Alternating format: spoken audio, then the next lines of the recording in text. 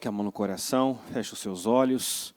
Senhor, meu Deus e meu Pai, nós nos colocamos em oração na Tua presença nesse momento, gratos por esse dia, por essa oportunidade, meu Deus, pelo privilégio de estarmos aqui. Sim, é um privilégio, é uma honra, sabemos e cremos que estamos no melhor lugar do mundo, fazendo a melhor coisa que poderíamos estar fazendo, e eu te agradeço por isso, meu Deus. Eu agradeço ao Senhor por te conhecer e saber que no Senhor, meu Pai, nós temos tudo o que necessitamos para a vida, para a piedade, tudo que uma pessoa precisa para ter vida de verdade, uma vida que faz sentido, que tem relevância, importância, ela encontra no Senhor, vivendo para o Senhor, submissa ao Senhor. Ajuda-nos, meu Deus, a vivermos dessa maneira, da maneira que fomos chamados, criados para viver, servindo ao Senhor, honrando ao Senhor, adorando ao Senhor em cada passo, em cada escolha, em cada atitude. E se de alguma forma, meu Deus, nós te entristecemos, nós pecamos contra o Senhor, seja com palavras, pensamentos, sentimentos, eu peço perdão, eu peço misericórdia, eu peço que a misericórdia do Senhor nos cubra, que o teu sangue, Senhor, venha nos limpar, nos purificar, nos santificar agora, e que nada impeça a tua presença, a tua unção, o teu poder nesse lugar. Derrama, Senhor, a unção do Senhor para curar, para libertar, para restaurar. Meu Deus, derrama a tua unção sobre nós, meu Pai. Esse é o culto para a cura sentimental. E nós cremos, meu Deus, que o Senhor é o Deus que nos sara. O Senhor sara o físico, sara a mente, sara o coração, sara a alma. O Senhor é o remédio. O Senhor é quem pode realmente nos dar saúde perfeita, saúde mental, emocional, espiritual. Senhor, eu peço a tua presença aqui e a unção do Senhor para curar, para libertar, que ninguém saia daqui da mesma forma, do mesmo jeito, mas saia daqui, Senhor, liberto, abençoado, renovado, curado, para a honra e para a glória do teu santo nome. Seja conosco, eu consagro este culto, esta reunião ao Senhor, entrego tudo nas tuas mãos nesse momento, em nome de Jesus. Amém e graças a Deus, amém. Segundo a Reis, capítulo 1, versículo 1. Depois da morte de Acabe, Moabe rebelou-se contra Israel. Certo dia, Acasias caiu da sacada do seu quarto no palácio de Samaria e ficou muito ferido. Então enviou mensageiros para consultar Baal-zebube, deus de Ecrom, para saber se ele se recuperaria. Então Acasias, filho de Acabe, Jezabel, que assumiu o lugar, do seu pai, no trono de Israel, e que decidiu, infelizmente, repetir a história dos seus pais. Nós temos a liberdade de escolher no que vamos crer, no que vamos acreditar, em quem vamos nos inspirar, tanto que nós temos na palavra de Deus pessoas que buscaram na história alguém que tinha agradado ao Senhor, e muitos pegaram como referência o rei Davi, e assim fizeram o oposto do que os seus pais fizeram. No caso, Acasias soube, como o seu pai terminou os seus dias, morreu numa batalha, onde ele foi disfarçado, porque já havia sido dito pelo profeta Micaías, que ele não voltaria vivo, então ele foi disfarçado, e uma flecha atirada ao acaso por um soldado o atingiu entre os encaixes da armadura, para mostrar, né, que a palavra de Deus, como o próprio Micaías disse, se você voltar, então Deus não falou por meu intermédio. Então a palavra sempre se cumpre. Ela sempre se cumpre. Então Acabe tinha, por exemplo, o profeta Elias como perturbador de Israel. Por quê? Porque Elias não se curvava. Elias não se rendeu ao sistema. Não se curvava, né, aquilo que o Senhor reprova. Então ele confrontava, ele confrontou Acabe, confrontou os profetas de Baal, de Azerá, que eram financiados pelo seu governo. Então ele era tido como perturbador de Israel. Perturbador, quando na verdade o causador de todos os males na nação era o próprio Acabe, né, com a sua esposa Jezabel. Então eu puxo um pouquinho da história do Acabe de Jezabel para você saber, né, em que contexto Acasias, filho, né, desse casal que levou a nação à decadência espiritual, moral, cresceu. Então Acasias cresceu tendo, né, como referência pais que só fizeram o mal, que se opuseram. Seu pai é lembrado como alguém que nunca existiu alguém como ele, que pressionado se vendeu para fazer o que o Senhor reprova. Ou seja, ele sabia o que era certo, mas pressionado passava por cima do que era certo. Se vendia. Então, é lembrado dessa maneira. Acasias, como rei, podia fazer diferente, porque nós temos o livre-arbítrio, a liberdade de fazer escolhas, de escolher, como eu disse, o que vamos pensar, no que vamos acreditar, que rumo vamos tomar. Eu não preciso repetir histórias fracassadas. Então, nós sempre caímos nisso, né? Nas escolhas. Nossas escolhas definem quem somos, o que seremos, aonde estaremos no futuro. Com base no que estamos decidindo e escolhendo hoje, já é possível prever como será o nosso futuro, onde iremos terminar. Onde iremos terminar. Então, o Acasias podia tomar um rumo diferente, fazer diferente do seu pai, mas os versículos finais aqui do último capítulo do livro de 1 Reis deixam claro que ele escolheu, decidiu, né, andar nos caminhos do seu pai e da sua mãe, e também nos caminhos de Jeroboão, filho de Nebate, que fez Israel pecar. Então pegou as piores referências, que estavam inclusive próximos dele, e fez igual. E aí ele ficou ferido, gravemente ferido, por conta desse acidente. Ele caiu da sacada, e decidiu, queria buscar ajuda no Deus dos inimigos. Enviou mensageiros para consultar Baal-zebub, Deus de Ecrom, para saber se ele se recuperaria. Mas o anjo do Senhor no 3 disse ao tesbita Elias: vai encontrar-se com os mensageiros do rei de Samaria e pergunte a eles. Vamos repetir? Acaso não há Deus em Israel? Por que vocês vão consultar Baal-zebub, Deus de Ecrom?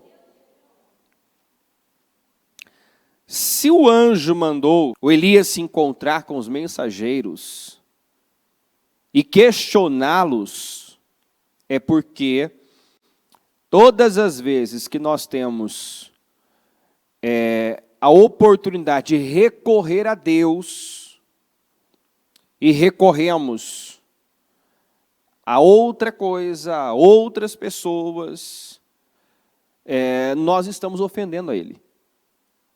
Nós estamos dizendo com atitudes que não acreditamos na sua força, na sua sabedoria, na sua inteligência, na sua capacidade. Então, quando uma pessoa pode ir a Deus e vai ao homem, busca os meios humanos, recursos humanos para resolver o seu problema. E muitas vezes só lembra de Deus quando tudo faliu, quando tudo deu errado, que era o que acontecia, né?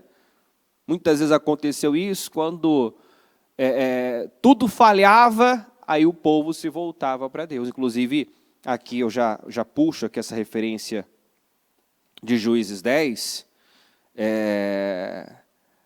era um ciclo, era uma tendência do povo, né? Sempre se desviar, passar a adorar outros deuses, dos inimigos, dos seus inimigos, dos povos que eles mesmos tinham expulsado.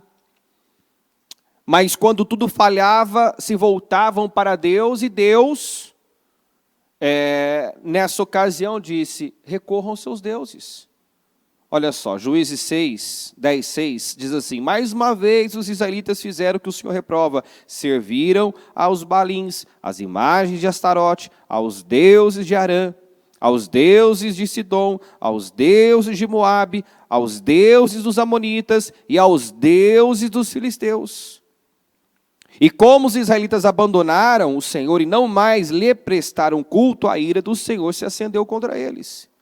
Ele os entregou nas mãos dos filisteus e dos amonitas, que naquele ano os humilharam e os oprimiram.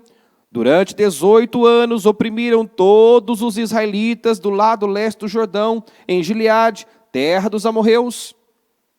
Os amonitas também atravessaram o Jordão para lutar contra Judá, contra Benjamim, contra a tribo de Efraim, e grande angústia dominou Israel.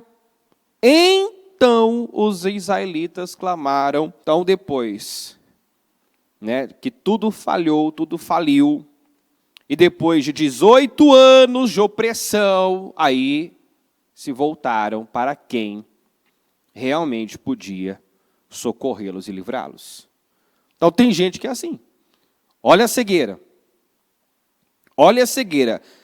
Passaram a prestar culto a deuses de povos, de nações, que eles desapossaram. Quer dizer, os deuses desses povos não puderam defendê-los, não puderam protegê-los, mas eles acharam que esses deuses poderiam fazer alguma coisa por eles. Aí o Senhor permitiu que eles caíssem nas mãos desses inimigos, de povos, nações, que um dia eles subjugaram. Agora vocês se veem subjugados, dominados por esses inimigos. E aí, quando tudo falhou, clamaram ao Senhor, dizendo: temos pecado contra ti, pois abandonamos nosso Deus e prestamos culto aos Baalins. Olha a resposta de Deus. O Senhor respondeu: quando os egípcios, os amorreus, os amonitas, os filisteus, os sidônios, os amalequitas e os moanitas os oprimiram e vocês clamaram a mim, eu os libertei das mãos deles. Quer dizer, quando todos esses povos vieram contra vocês, vocês clamaram a mim e eu libertei. Eu sempre fui o libertador, o refúgio, a salvação de vocês. Mas vocês me abandonaram e prestaram culto a outros deuses. Por isso, não os livrarei mais. Quer dizer, não é a primeira vez que isso acontece. Não é a primeira vez que vocês me desprezam, me substituem.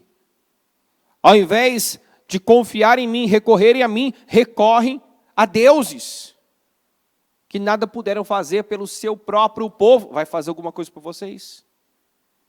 Aqui você vê como Deus estava irado, cansado, dessa falta de confiança, lealdade, fidelidade por parte do seu povo. E ele fala no 14: clame aos deuses que vocês escolheram, que eles os livrem na hora do aperto. Agora vocês estão em aperto, né? Clame a esses deuses. Clamem a esses deuses que não puderam ajudar seu próprio povo, muito menos vocês. Aí os israelitas, porém, disseram ao Senhor: nós pecamos, faze conosco o que achares melhor, mas te rogamos, livra-nos agora. Então eles se desfizeram dos deuses estrangeiros que havia entre eles e prestaram culto ao Senhor. E eu amo essa passagem bíblica, porque mostra quão misericordioso, quão bondoso, quão amoroso Deus é. Diga comigo: e ele não pôde mais suportar o sofrimento de Israel. Deus não pôde suportar ver o seu povo sofrendo, subjugado, dominado. Porque nós não fomos criados para isso, para sermos dominados, subjugados, vencidos, derrotados. E todas as vezes que nos encontramos nessas condições, é porque Deus deixou de estar no centro da nossa vida. É porque a nossa vida agora já não gira mais em torno dele, mas em torno de alguma outra coisa, e tudo aquilo que ocupa o lugar de Deus, aonde nós colocamos a nossa confiança, aquilo se torna um Deus, um ídolo. E Deus não divide a sua glória com ninguém. Ele não aceita. Mente dividida, coração dividido. Exigência que ele fez a Abraão, né, depois daqueles 14 anos de silêncio: anda na minha presença, Abraão, e ser perfeito. Não adianta você crer em mim num momento e em outro momento já duvidar. Eu não quero você oscilando. Eu não quero você, num momento, crendo na minha palavra, no outro momento, agindo por conta, tentando resolver as coisas ao seu modo, se precipitando. Eu quero você inteiro, totalmente dependente de mim, confiando plenamente. E você vê que o Espírito Santo registrou, né, em Romanos, esse nível que ele atingiu de fé. Ele atingiu esse nível. E foi registrado lá em Romanos que ele estava plenamente convencido de que aquele que prometeu era fiel e poderoso para cumprir. Então Deus espera que cheguemos nesse nível de confiança, de dependência, de total dependência dele. Ele não quer ser o último da fila. Quando tudo falhou, agora eu recorro ao Senhor. Não. Ele quer que eu faça como Josafá, que quando soube que os 3 itas, né, haviam se unido contra ele, já estava próximo. Ele ficou alarmado, mas a primeira coisa que ele fez foi buscar o Senhor. Imediatamente, ele apregou um jejum e colocou todo o povo para orar, para buscar a ajuda do Senhor. E em sua oração ele fala: não sei o que fazer, Senhor, mas os meus olhos estão postos em Ti. Então, essa reação, né, instantânea de se voltar para Deus, recorrer a Deus, clamar ao Senhor, deu condições para Deus, né, assumir a situação, assumir o controle. O que o Josafá ouviu de Deus? Essa guerra não é sua, essa peleja não é sua, mas é minha, eu vou lutar por vocês. Por quê? Porque quando ele não sabia o que fazer, quando ele se viu em aperto, a primeira pessoa que ele pensou foi Deus. A saída para ele era Deus. Então, ofende a Deus quando nós temos condições, conhecimento, de onde buscar, de quem pode resolver. E nós buscamos, como o rei Acasias aqui, buscamos o que não pode resolver. Olha só que cegueira. Buscou Baal-zebub, o Deus das moscas, o Senhor das moscas. Trocou o Deus vivo, o Deus de Israel, o Senhor dos exércitos, pelo Senhor das moscas. Bela troca, né? Em vez de confiar no Senhor dos exércitos, vou confiar no Senhor das moscas. Foi isso que Acasias fez.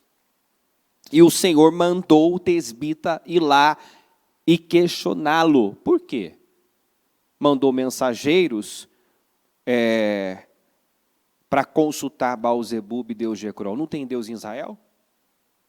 Será que o teu Deus não pode? O Deus dessa nação não pode socorrer você? Será que o Deus vivo, o Senhor dos exércitos, o Todo-Poderoso, o Jeová Rafa, o Senhor que sara, não pode sarar você, não pode curar você? Você precisa ir até o Senhor das moscas. Olha só a sentença. Por isso assim diz o Senhor, você não se levantará mais dessa cama e certamente morrerá.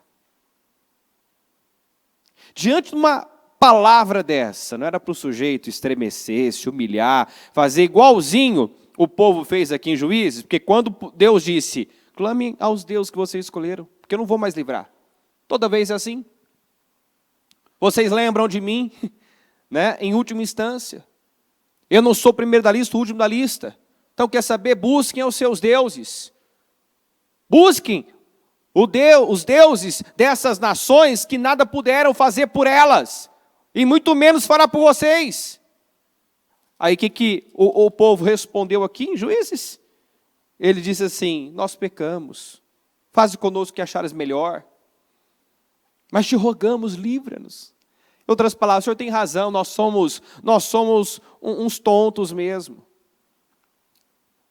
Ingratos.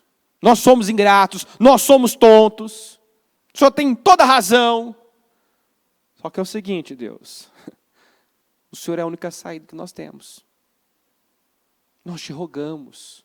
Tem misericórdia de nós. E aí, diante desse quebrantamento, porque Deus não resiste, né, um coração quebrantado, arrependido. Você vê que não ficou só nas palavras, eles se desfizeram dos deuses estrangeiros, prestaram culto ao Senhor, quer dizer, se reposicionaram e Deus, mais uma vez, mostrou seu amor, sua misericórdia, seu cuidado. Mais uma vez, Deus não pode negar a si mesmo.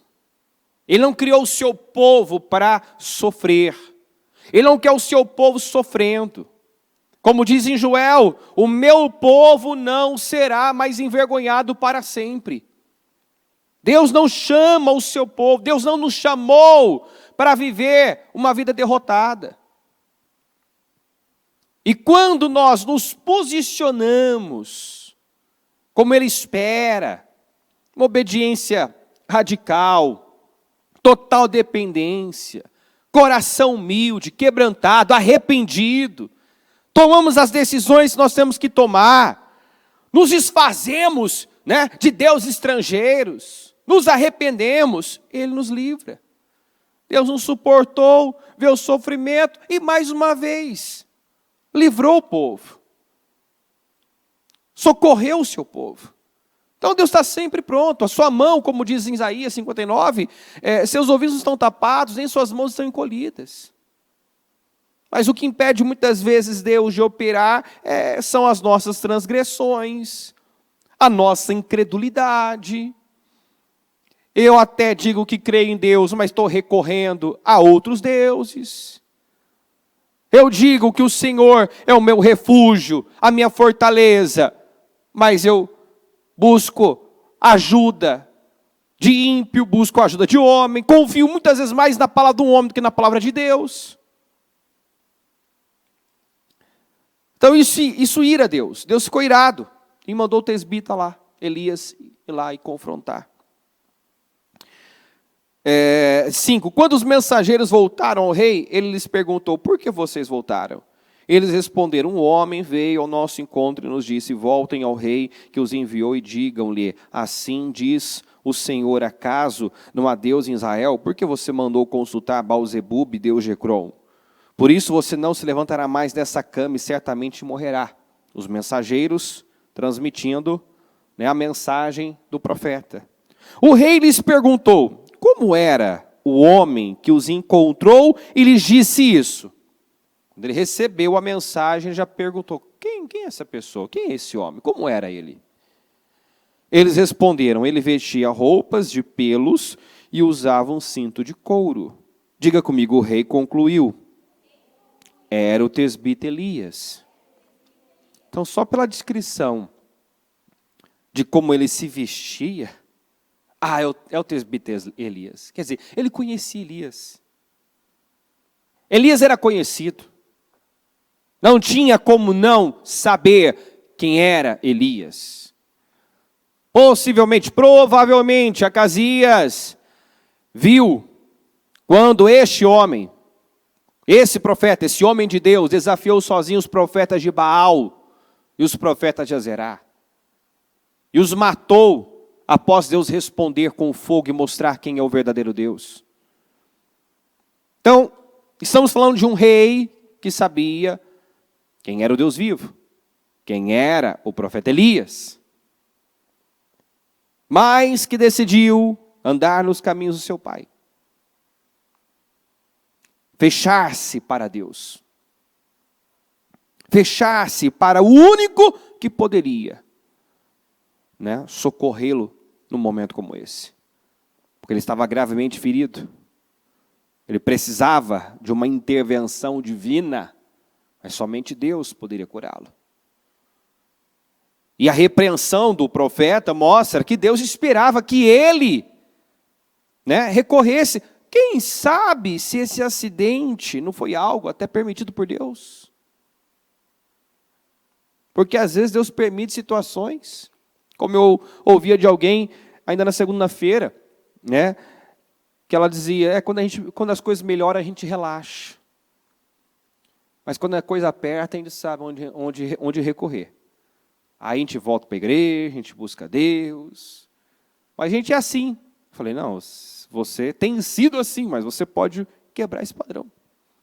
Você não é assim, você se habituou a viver dessa maneira. Você não é essa pessoa. Você pode mudar esse padrão. Entender que você precisa de Deus o tempo todo e que dor de barriga não dá uma vez só, então eu venci uma situação, daqui a pouco tem outra. Eu não posso lembrar de Deus só quando estou em desespero, em aperto, em dificuldade. Como muitas vezes Israel lembrou de Deus e se voltou para Ele de forma correta, inteira, somente quando estava em grande aperto, em grande dificuldade, em grande angústia. Aí se voltava para Deus. No caso aqui, o Acasias, nem gravemente ferido, se voltou para Deus. Embora conhecesse, soubesse quem era o Deus vivo, quem era o profeta Elias. Não precisou nem dizer o nome. A maneira como ele se vestia já o fez concluir. É o profeta Elias. Poxa, eu sei quem é o profeta Elias, eu sei o que ele fez. Eu sei quem é o verdadeiro Deus. E eu vou recorrer ao Senhor das moscas. Sabia que tem muita gente que não é curada? Não é curada do físico, curada da alma. Porque tendo acesso à palavra, tendo acesso ao nome de Jesus, tendo acesso ao Deus vivo, ao Deus Todo-Poderoso, deposita a sua confiança mais no Senhor das moscas. Deposita a sua confiança mais no homem, mais no medicamento.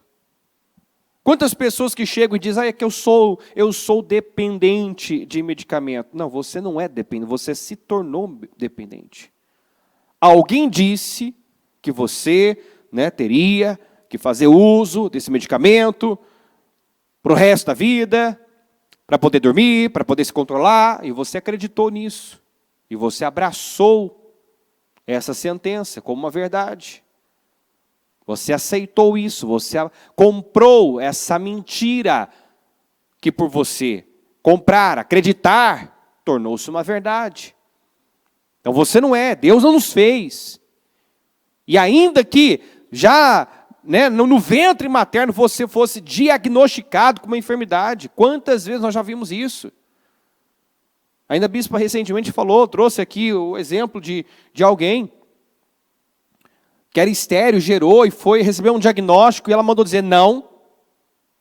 Deus não faz nada imperfeito, nada incompleto. Ventres estéreis, sempre geraram campeões, então não aceita isso, cancela essa sentença. Não abraça isso como uma verdade. Porque se eu passo a acreditar, eu vou ter o que eu acredito. Se alguém diz que eu não posso viver sem o medicamento, que eu jamais serei curado, que uma doença não tem cura. Se alguém diz que você não consegue se equilibrar, se controlar, sem fazer uso de um medicamento, bom, essa vai ser a sua verdade, a sua realidade. Você acredita nisso?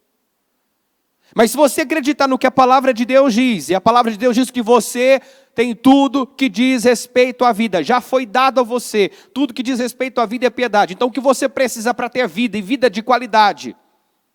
E se uma pessoa piedosa fazer o que é certo, que o Senhor aprova, você já recebeu. Eu não tenho controle.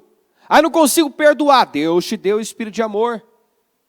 Eu não consigo ter poder sobre isso. Consegue sim, vença essa fortaleza que o diabo construiu aí na sua mente do não consigo, não tenho controle, isso é mais forte do que eu. Não é.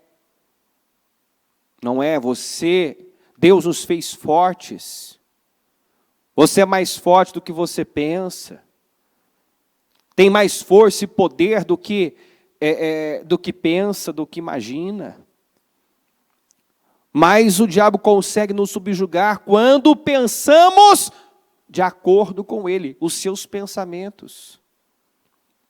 Tem gente que pensa, ao invés de pensar, como dizem Filipenses, no que é bom, no que é puro, no que é amável, no que é de boa fama, naquilo que é digno de louvor. Ou seja, alinhar seus pensamentos, sua mente, a mente de Cristo, pensar os pensamentos de Deus, ele está alinhado com o diabo.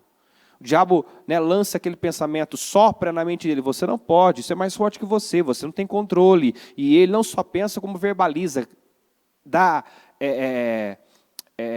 confessa, o que você confessa você possui. Então ele pensa, ele fala, não consigo me controlar, eu não tenho força, eu não consigo, eu não dou conta. O que você confessa, você possui, você declara. As palavras têm vida, têm poder. O que você fala, cria vida. Então, todo o processo de mudança, de libertação, começa na mente. Eu preciso pensar como Deus pensa. Pensar os pensamentos de Deus. Eu posso, eu consigo, eu sou capaz, eu tenho controle, eu tenho o que a Bíblia diz que eu tenho. Eu posso o que a Bíblia diz que eu posso. Então, eu quis frisar isso aqui, porque ele sabia quem era o profeta Elias. Nem precisou dizer que era Elias. Ele se veste, não, é o Elias, eu sei quem ele é. Eu sei quem é o Elias, eu sei quem é o Deus vivo, mas eu recorro ao Senhor das moscas.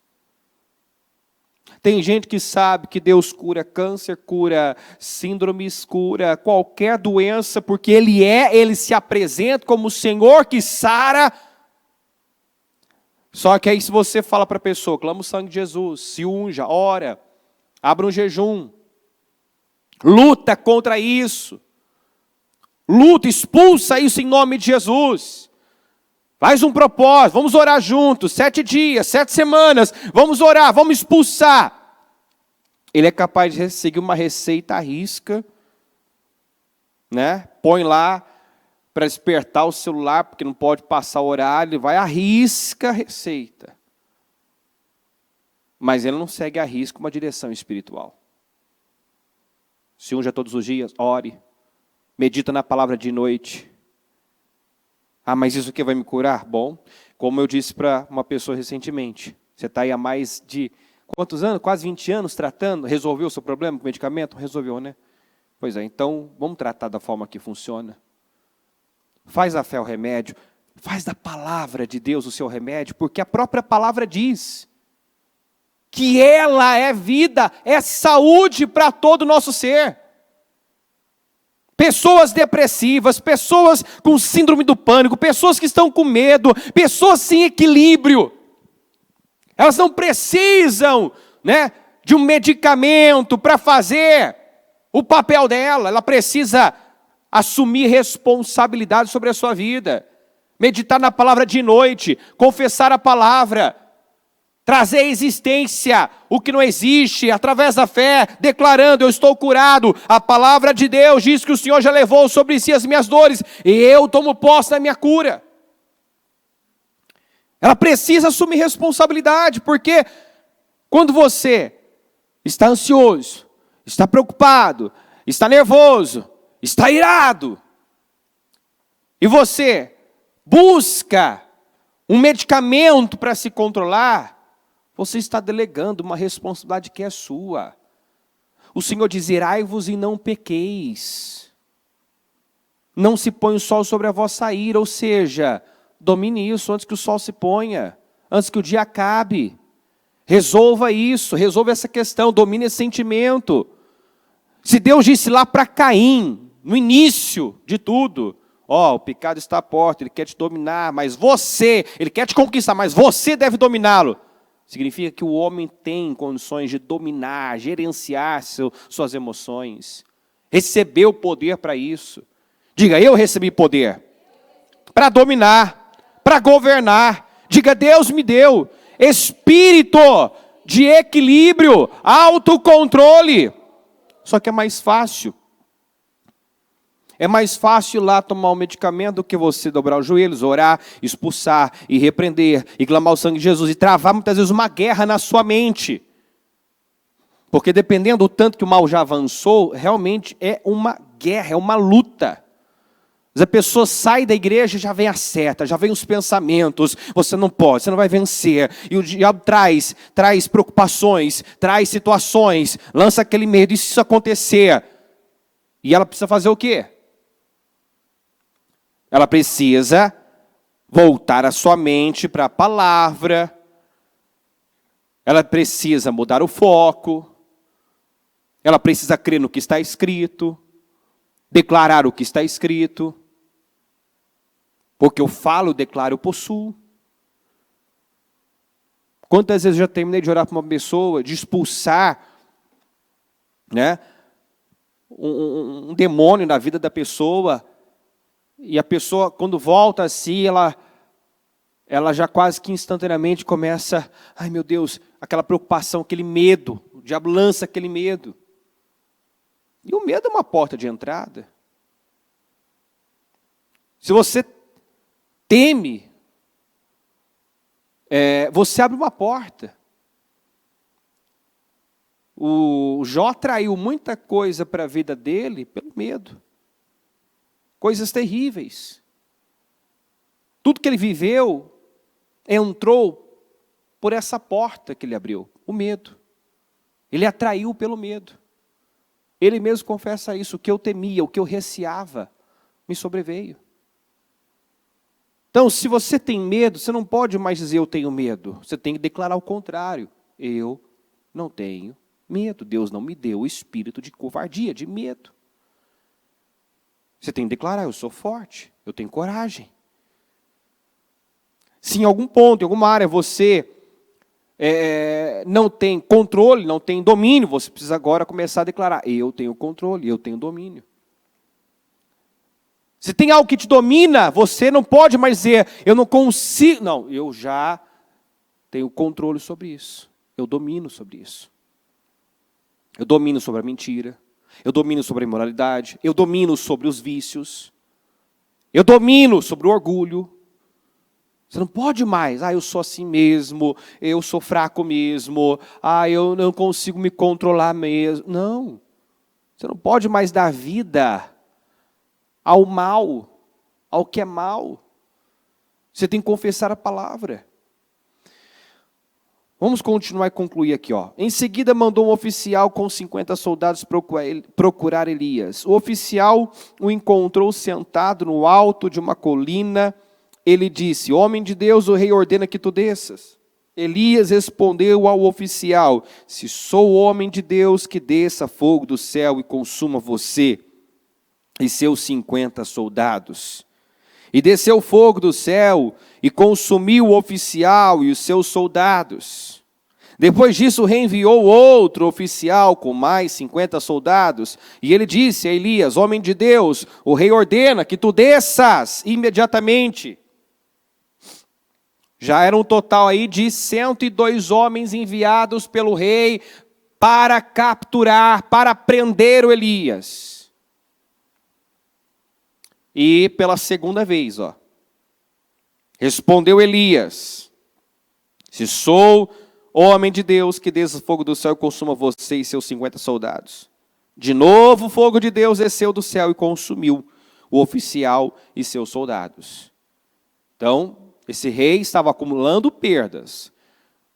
Já estava gravemente ferido, por ter procurado, mandado mensageiros para procurar ajuda de Baal-zebub, recebeu uma sentença: você não vai se levantar mais dessa cama, você vai morrer dessa enfermidade. Então você vê que a coisa só foi piorando, né? Gravemente ferido, sentenciado à morte. Não é para uma pessoa numa situação dessa se humilhar, se quebrantar. Não, você vê que ele ainda tenta medir força como de Deus. Mandou um oficial com 50 soldados. Chega, se impondo, o rei ordena que tu desças imediatamente. Se eu sou homem de Deus, que desça fogo do céu e consuma você e seus 50. Desceu, consumiu. Não era para ele já ver, opa, mandei 50 soldados com o capitão e os perdi. Não tiveram força contra o homem de Deus. Então é melhor eu me sujeitar. Não, manda outro. Mais um capitão com 50. Vai e tem o mesmo fim. Mas vou mandar o terceiro. Só que o terceiro já foi esperto. O rei enviou um terceiro oficial com outros 50 soldados. O oficial subiu o monte, caiu de joelhos diante de Elias e implorou: homem de Deus, tem consideração por minha vida e pela vida destes 50 soldados teus servos. Sei que desceu o fogo do céu e consumiu os 2 primeiros oficiais com todos os seus soldados. Mas agora, tem consideração por minha vida. O terceiro já foi esperto, humilde, caiu de joelhos, fez o que o seu rei deveria ter feito. O que Acasias, desde o início, desde quando caiu da sacada, já deveria ter feito. Porque às vezes Deus permite situações para você cai da sacada para você fazer o quê? Se humilhar, se voltar para Deus. Mudar o rumo da sua vida. Depositar sua fé, sua confiança no lugar certo. E não insistir no erro. Mas você vê que Acasias não tinha jeito, não tinha acordo.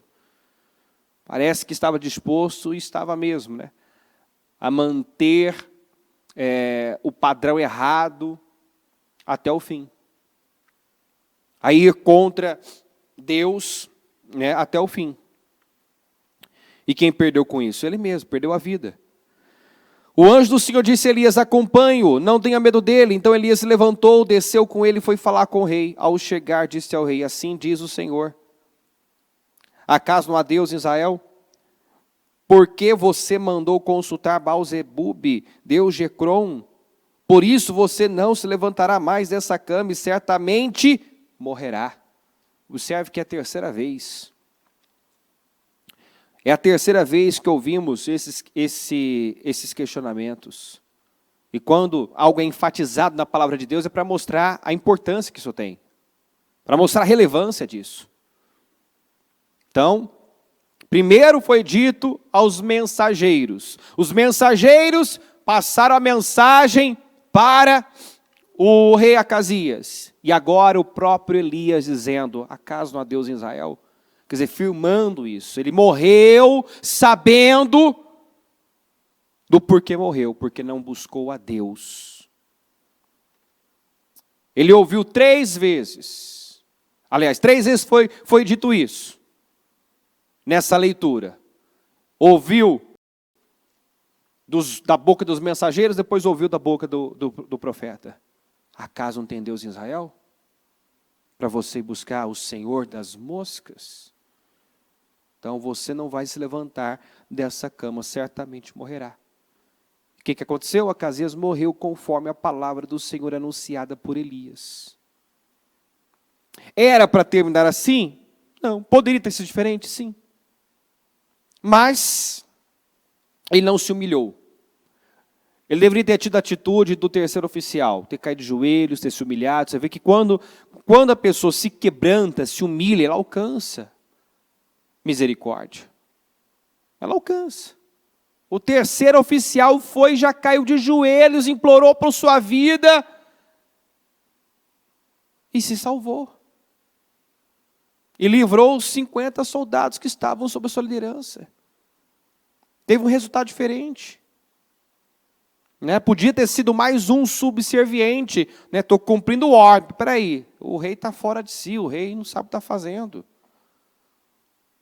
O rei é um tolo, é um estúpido. Eu só estou cumprindo ordens. Né? Você não pode cumprir ordens quando essas ordens te levam a ir contra Deus, contra aquilo que é de Deus. Nós já falamos várias vezes, quer se meter em encrenca, está aqui, ó. Se meta com quem é de Deus. Se oponha ao que é de Deus. Homem de Deus! Se eu sou homem de Deus, que desça fogo do céu e consuma você e seus 50. Na hora. Para mostrar que com Deus não se brinca, de Deus não se zomba. Lá em Gálatas diz isso, de Deus não se zomba. Não brinque com Deus. Leve Deus a sério, tema a Deus. Tema e trema diante dele. Se não quiser ter problemas. Aí eu venho aqui para 2 Crônicas 16, versículo 7. Ó. Naquela época, o vidente Hanani foi dizer a Asa, rei de Judá: por você ter pedido ajuda ao rei da Síria, e não ao Senhor, ao seu Deus, o exército do rei da Síria escapou de suas mãos. Por acaso os etíopes e os líbios não eram um exército poderoso como uma grande multidão de carros e cavalos? Contudo, quando você pediu ajuda ao Senhor, Ele os entregou em suas mãos. Pois os olhos do Senhor estão atentos sobre a terra para fortalecer aqueles que lhe dedicam totalmente o coração. Nisso você cometeu uma loucura, de agora em diante terá que enfrentar guerras. Então aqui o profeta Hanani confronta o rei Asa, porque numa situação anterior contra os etíopes, 1 milhão de soldados contra ele, era um exército enorme, ele não tinha a menor chance de vencer. O que ele fez? Buscou a ajuda de Deus. Ele buscou a ajuda do Senhor.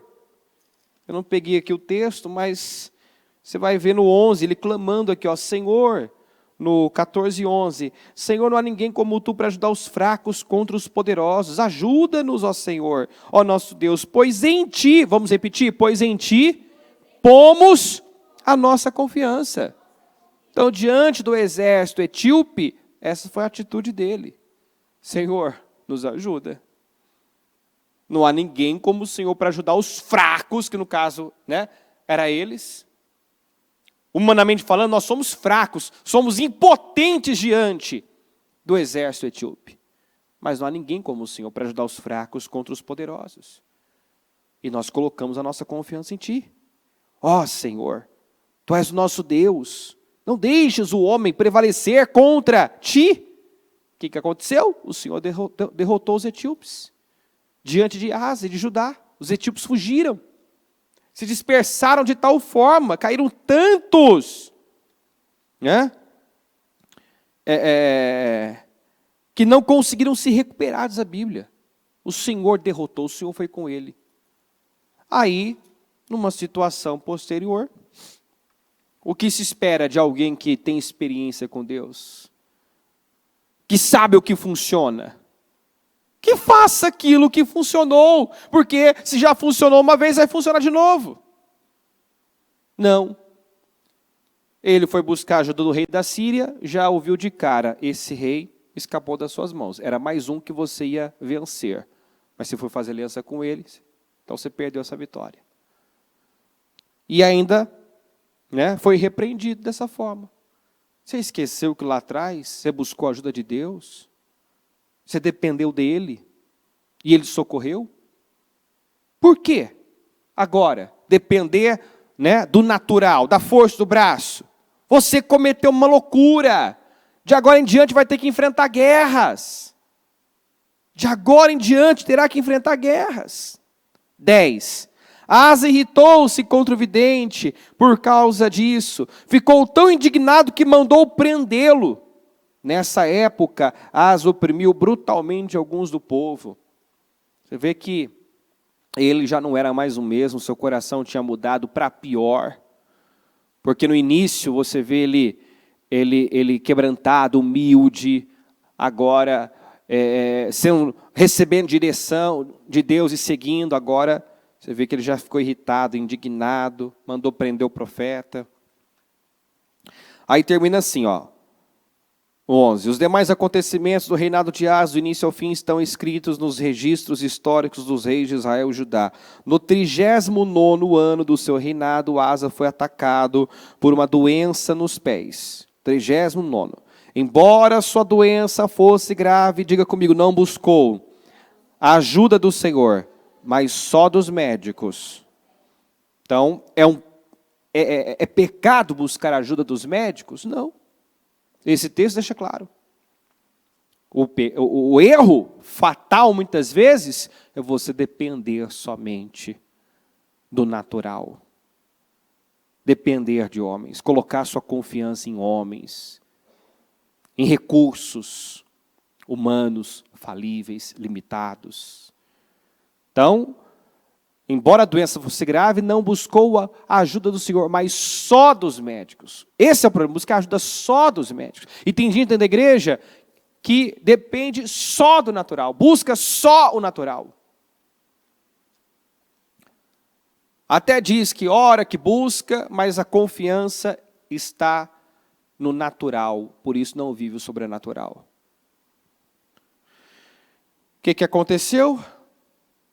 Então, no 41º ano do seu reinado, Asa morreu e descansou com seus antepassados.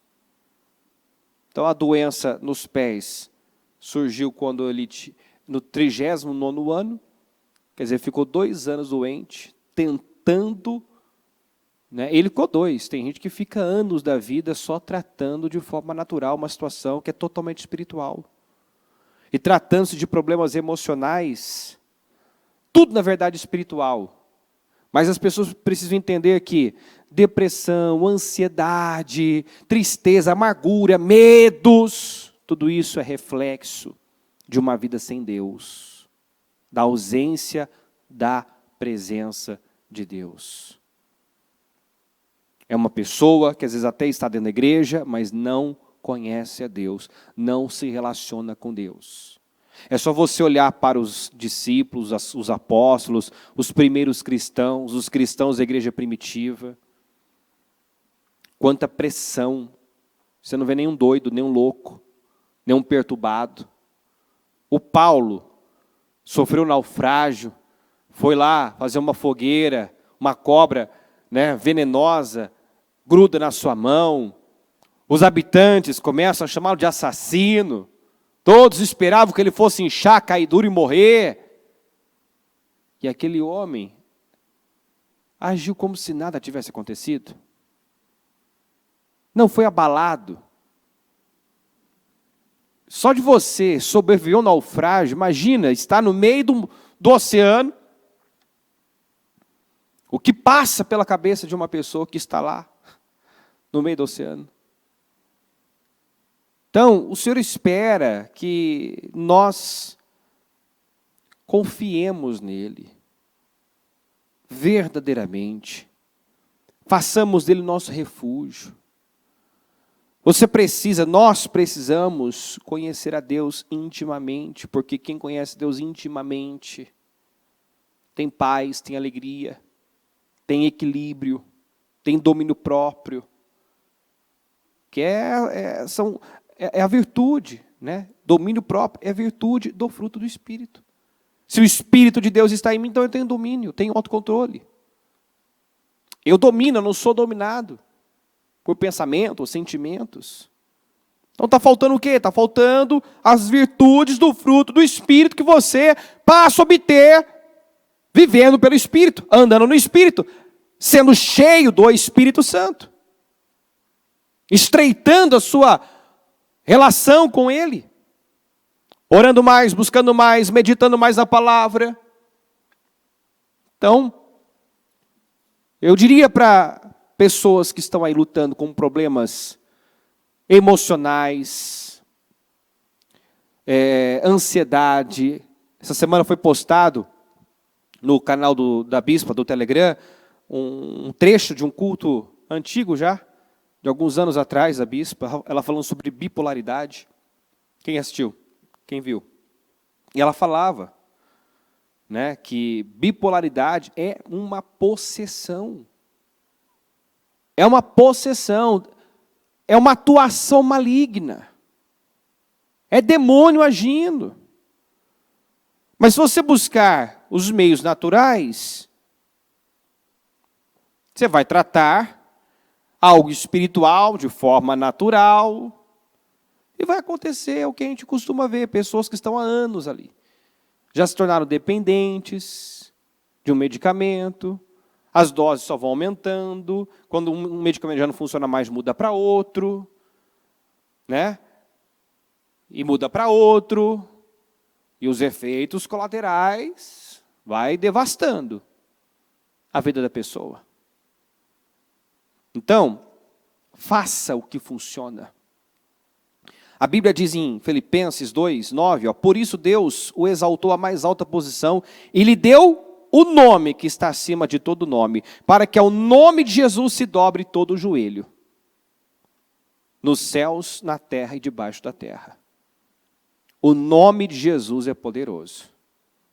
O nome de Jesus tem poder no céu, na terra e debaixo dela, nos 3 mundos, céu, terra e inferno. O nome de Jesus é poderoso. Em Atos 4:16 diz assim, pela fé no nome de Jesus, o nome curou esse homem que vocês veem e conhecem. A fé, diga comigo, a fé que vem por meio dele, lhe deu esta saúde perfeita, como todos podem ver. Então aquele homem creu no nome de Jesus. Creu quando Jesus foi pregado a ele. O nome de Jesus foi pregado a ele.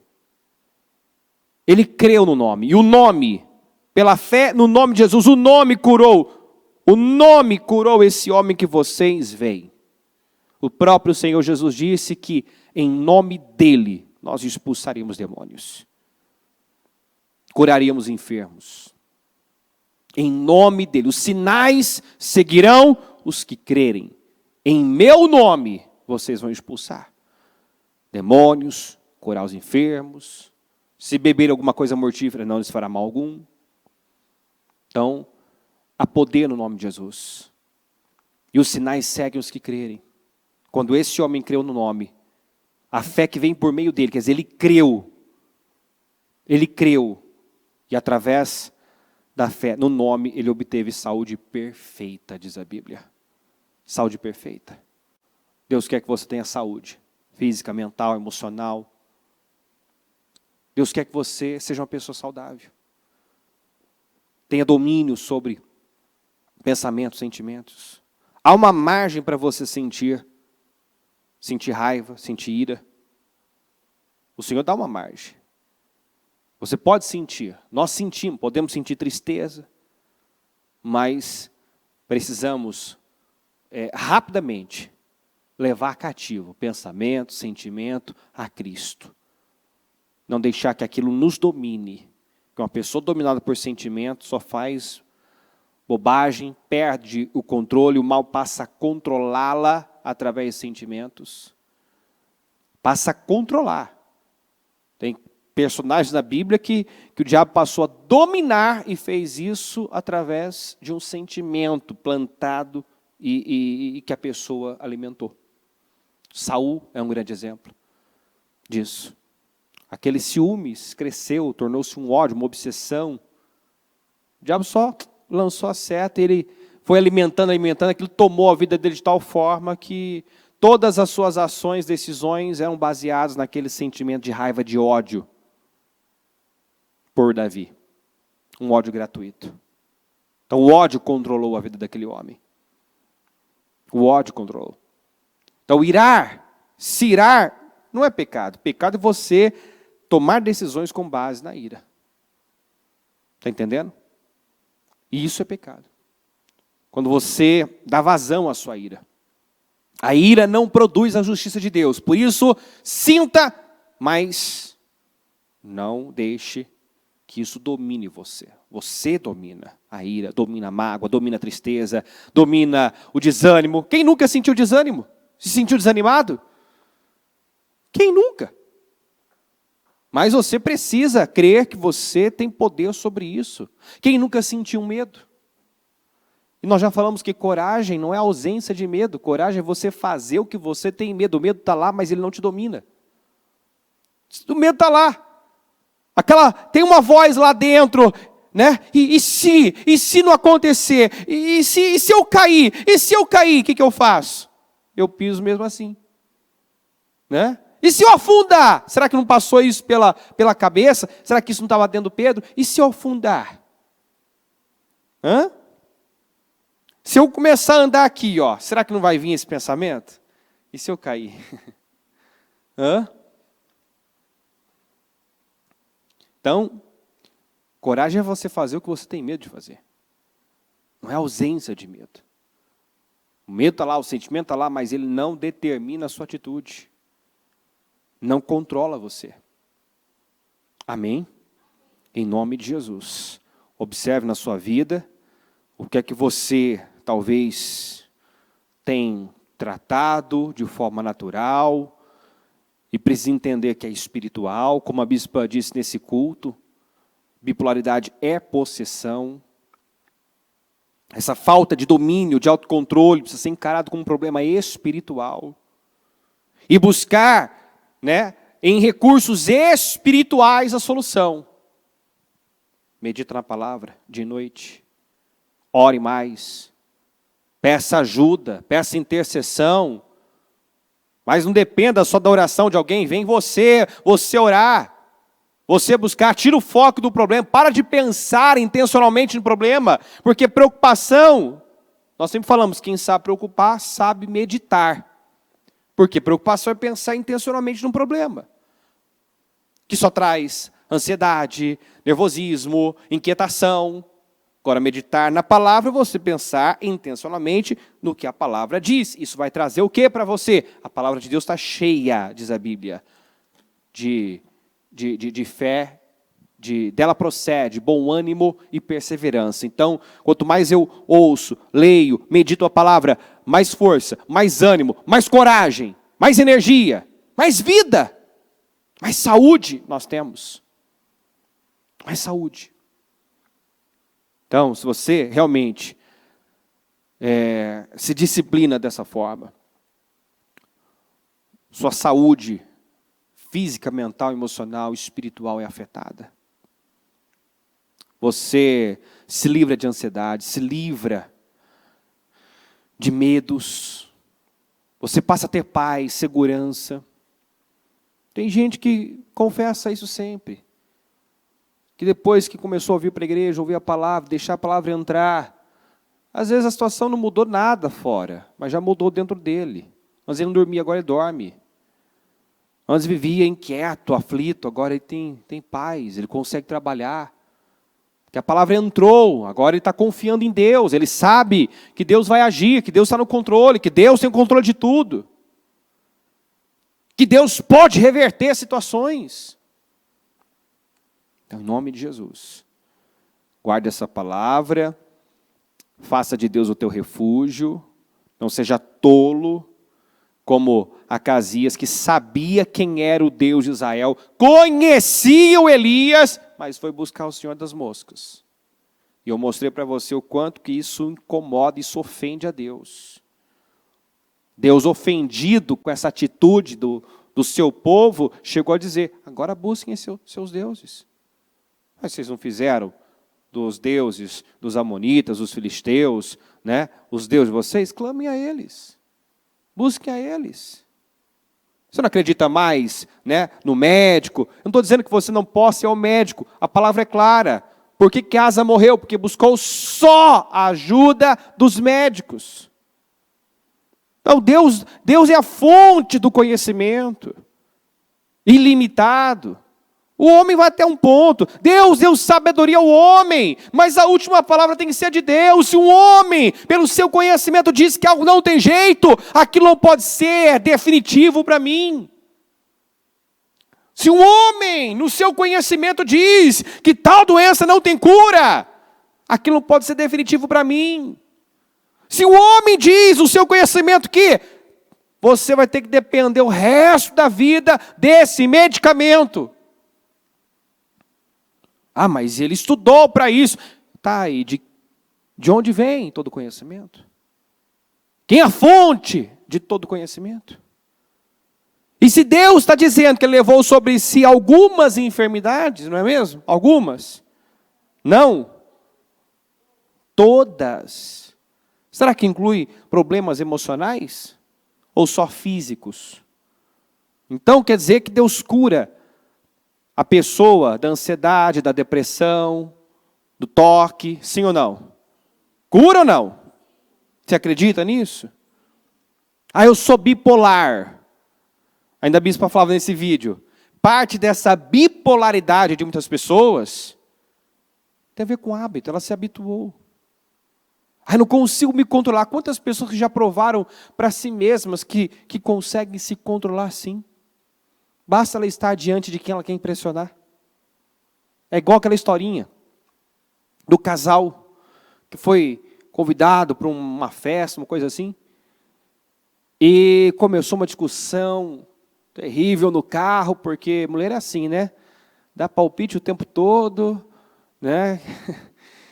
Vai por aqui, não, enfim.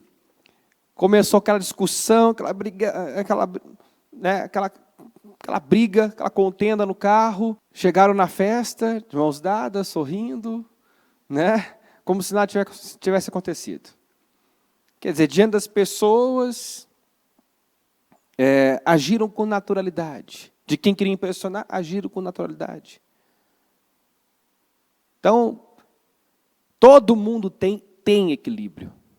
É que às vezes não faz uso.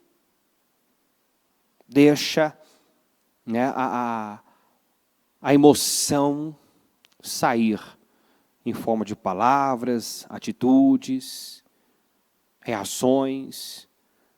Mas quando você está diante de alguém que você quer causar boa impressão, você sabe medir o tom, né, sabe quais palavras usar, mede bem as palavras, não fala de qualquer jeito, não se porta de qualquer jeito. Então, nós sabemos nos controlar. Nós sabemos pensar para falar, porque quando queremos impressionar, pensamos para falar. Então, creia no que Deus te deu, no que você tem. Você tem espírito de poder, de amor, de equilíbrio. Tudo que diz respeito à vida o Senhor já te deu. E Ele é a saída, a solução para tudo. Pela fé no nome, um paralítico foi curado. O nome curou esse homem, porque o nome de Jesus tem poder. No céu, na terra e debaixo dela. Você crê nisso? Fique em pé, por gentileza, com o seu propósito nas mãos, coloca no seu coração. E eu quero que você agora expresse essa fé ao Senhor. Diga a Ele que você realmente acredita. Acredita que Ele é a solução, tem a solução que você precisa. E interrompa agora mesmo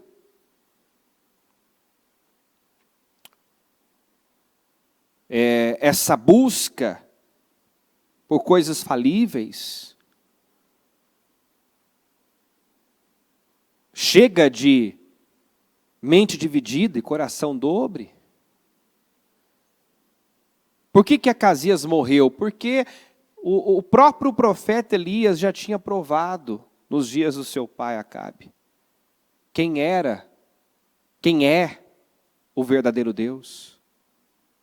Quando Deus respondeu com fogo, todo o povo disse: só o Senhor é Deus, só o Senhor é Deus. Naquele desafio de deuses ficou provado o verdadeiro Deus. Então foi uma afronta. Acasias mandar mensageiros a Baal, Zebub, foi uma afronta ao Deus vivo. Foi um desprezo, foi um menosprezo muito grande. Porque ele sabia que só o Senhor é Deus. Ele conhecia o profeta Elias. Mas Tem gente que é assim, ele sabe que Deus é a saída, sabe que Deus é a solução, sabe, só que por que ele não busca Deus? Porque Deus exige. Por que ele não se volta para Deus? Porque Deus exige.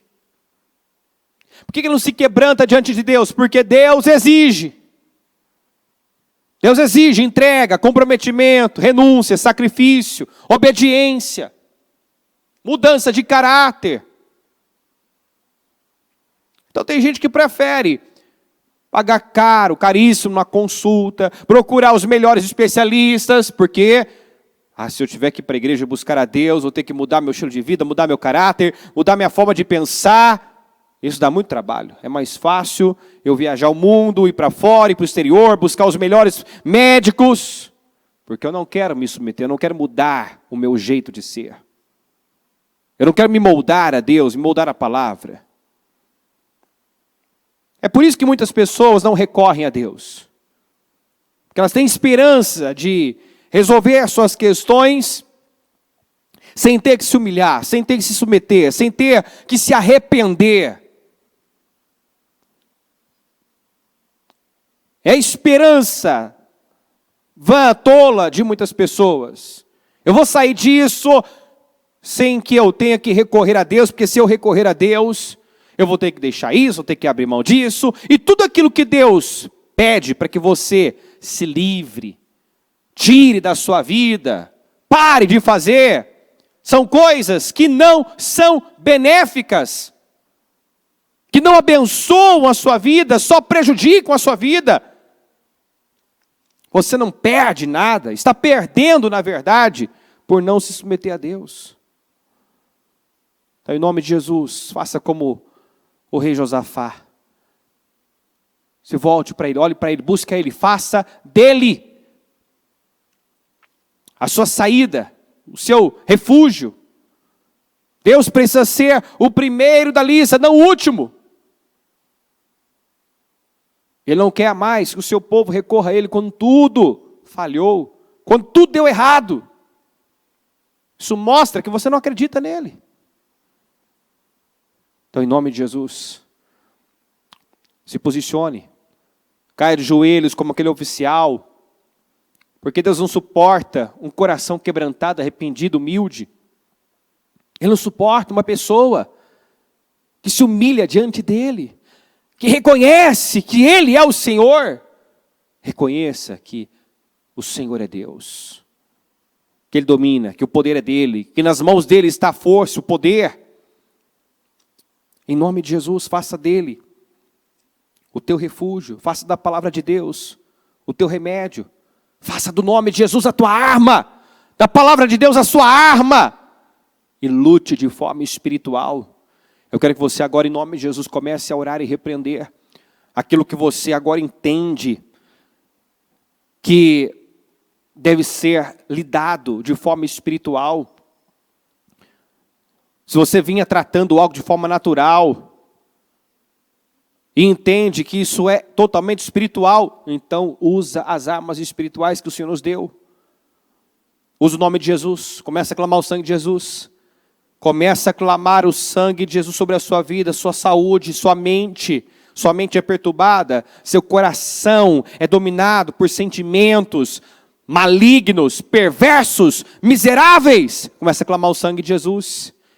Vamos, em nome de Jesus, começa a orar agora. O sangue de Jesus tem poder sobre mim. O sangue de Jesus tem poder sobre a minha mente. O sangue de Jesus tem poder sobre o meu coração. Começa a expulsar agora esses espíritos, porque medo é um espírito, pânico é um espírito, desequilíbrio é um espírito. Expulse agora da sua vida em nome de Jesus essa bipolaridade, expulsa da sua vida essa falta de controle, de domínio próprio, expulsa da sua vida agora essa mágoa, esse rancor. Em nome de Jesus, lança sobre Deus a sua ansiedade agora, rejeita essa inquietação, essa preocupação. É hora de você dizer: chega, o diabo não vai mais me controlar através de pensamentos, sentimentos. Eu não vou mais viver ansioso, aflito, preocupado, nervoso, inquieto, sem paz, sem alegria, irritado, estressado. Em nome de Jesus, Senhor, vai passando do teu sangue e vai queimando agora, Senhor, toda a tua ação maligna, os demônios que estão por trás desse desequilíbrio, desse pânico, dessa ansiedade, dessa dependência de medicamento. Em nome de Jesus, esse demônio que já construiu uma fortaleza na mente dessa pessoa e a convenceu que ela não pode, que ela não consegue se controlar, eu ordeno que essa fortaleza seja demolida agora, que a palavra entre, meu Deus, a palavra é como uma espada de 2 gumes, ela penetra, ela divide, meu Pai, alma, espírito, razão de emoção, e que agora, meu Pai, essa espada esteja penetrando, meu Deus, e causando essa divisão, e fazendo ela discernir, meu Pai, o que é dela, o que vem do Senhor e o que é dela, o que procede do Senhor, o que procede do mal, e que ela rejeite essas mentiras, que ela rejeite todo engano, que ela, meu Deus, silencie essa voz que diz que ela não pode, que isso nunca vai mudar, que tal problema nunca vai ter fim, que tal doença nunca, meu Deus, vai ser curada, que ela rejeite essas vozes agora, em nome de Jesus. Eu ordeno que todo espírito de enfermidade, do corpo, da alma, em nome de Jesus, depressão, síndromes, do pânico, em nome de Jesus, toque, seja lá qual for a enfermidade, em nome de Jesus eu ordeno, agora, desaloja e saia da vida dessa pessoa, em nome de Jesus, essa preocupação que tira o sono, essa insônia, em nome de Jesus eu ordeno que saia agora, em nome do Senhor Jesus.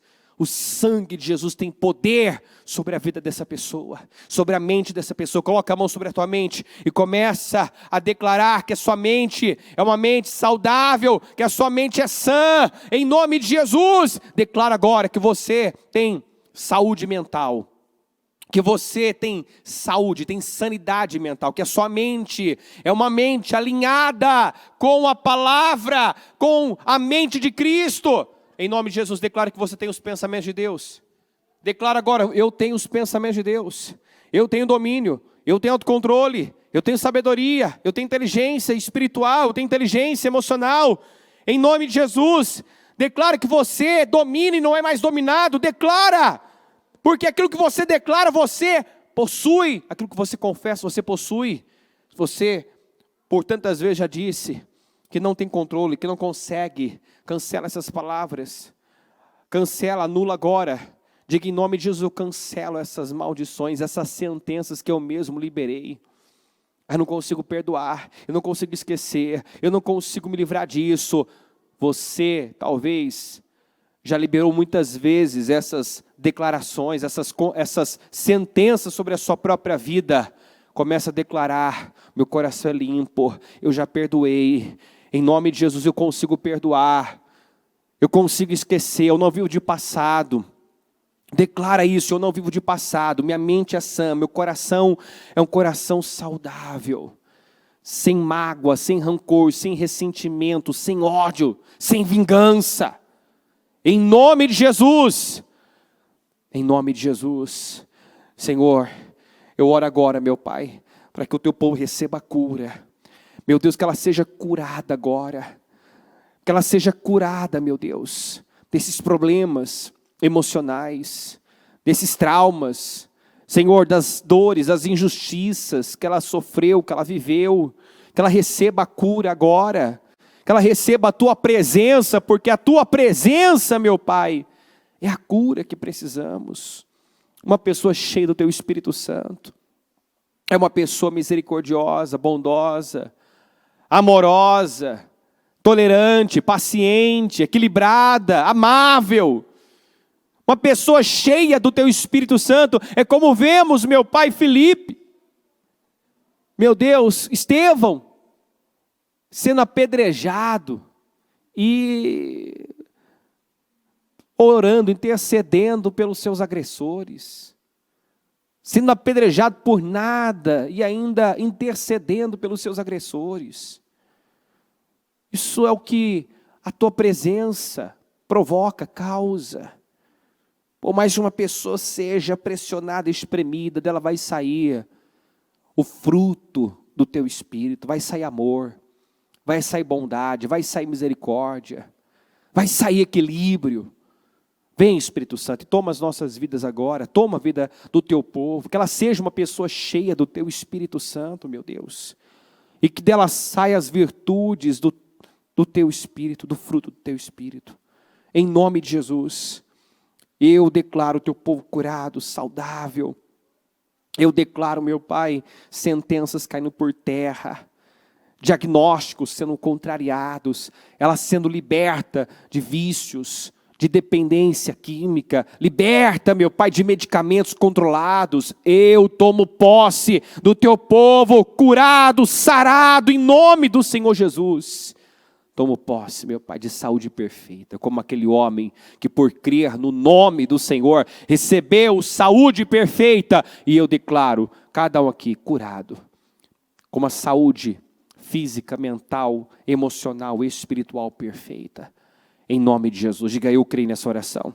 Eu recebo a minha cura sentimental, emocional, mental. Diga em nome de Jesus: eu estou curado. Eu creio nisso. Em nome de Jesus. Amém.